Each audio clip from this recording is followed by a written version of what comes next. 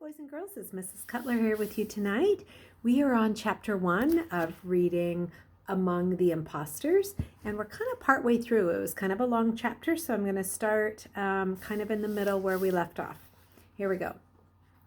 Luke thought about having to chant, "I am a Fonrel" 50 times, or having to do push-ups while everyone else laughed, or having to obey every single one of Jackal Boy's sarcastic comments. "I thought friends were supposed to be nice to you," Luke said bitterly. "Maybe that's a word I don't understand either. Being too nice to an ex-nay from the start only causes trouble," Jackal Boy said. "They break down. They get weepy. They're so happy to find a sympathetic ear that they tell everything, no matter who else can hear.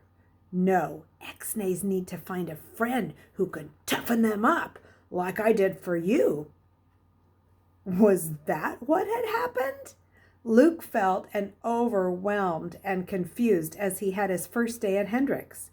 Listening to Jackal Boy was like it used to be listening to Jen. They were both so sure of themselves. It was hard for Luke to figure out what he thought on his own.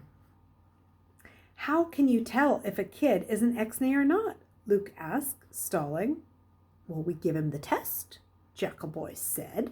"When they're ready, we leave a door open and make sure they see it. We stare them down in the eye. We know exactly how an ex-nay would respond compared with a typical agoraphobe or a typical autistic kid." "You've got everything figured out, huh?" Luke said. "Sure," Jackal Boy asked. "Can't you tell?" Luke couldn't answer the question. He was feeling panicky again. In a minute, he was going to have to make a decision. With Jen, it had been easy. He trusted her right away. But he was older now, more suspicious. He knew that she had been betrayed. And he could be too.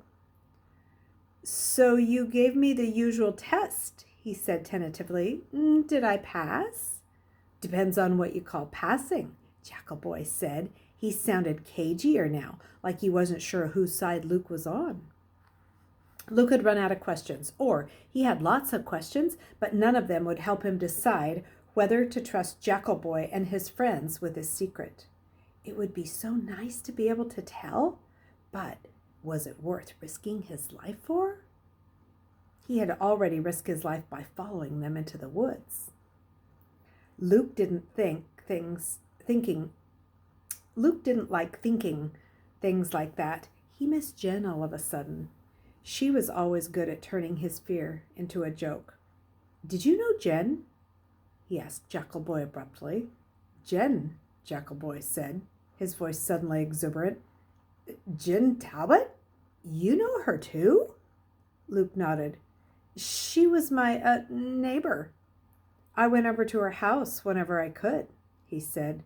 "Wow," Jackal Boy breathed. "Come on!" He grabbed Luke's arm and pulled him back through the woods, all the time marveling. "I can't believe that you met her in person. It's incredible. She's legendary, you know." The low-hanging tree limbs didn't seem so frightening now. Luke and Jackal Boy simply ducked together. A couple times Jackal Boy held a branch out of the way so Luke could go first. A couple times Luke returned the favor. Jackal Boy went rushing Luke along. They burst out into the clearing where everyone was still sitting, not even talking. They appeared to have nothing to do but wait for Jackal Boy. "Listen, you all," Jackal Boy announced. "This is unbelievable. He knew Jen. He went to her house and everything." There was a flurry of questions. "What was she like? Did she tell you about the rally? How did you know her?" Someone produced a bag of cookies, and they all passed it around like it was a party. It was a party. It was a party where they were accepting Luke into their group just because he knew Jen. Luke did his best to answer all of the questions. "Luke was amazing," he said. "She wasn't scared of anything. Not the population police, not the government, not anyone, not even her parents." Luke thought about how strange it was that Jen's father worked for the population police. Mr. Talbot was like a double agent.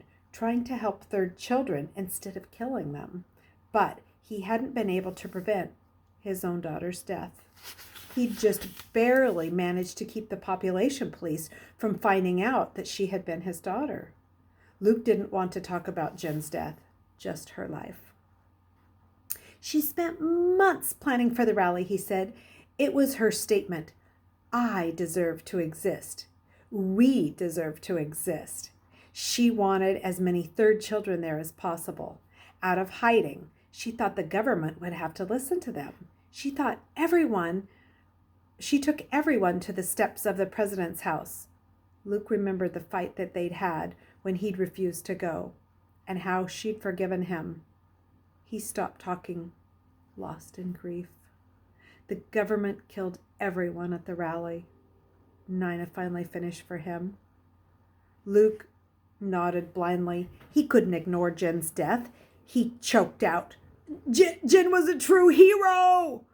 She was the bravest person I'll ever know, and someday, everyone will know about her.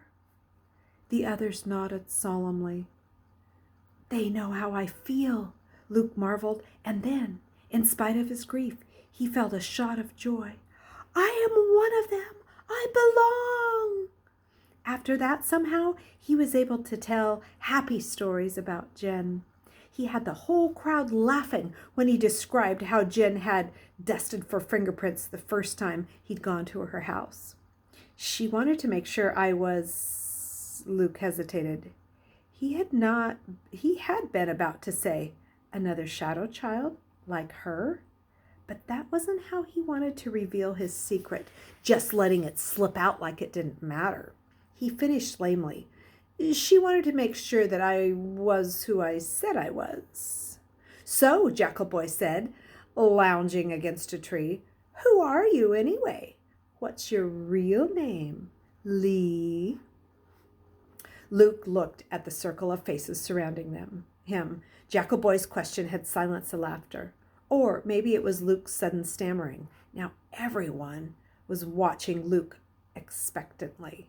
An owl hooted somewhere deeper in the woods. Woo, woo. And it was like a signal. Finally, it was time to tell. Luke started, but the words stuck in his throat.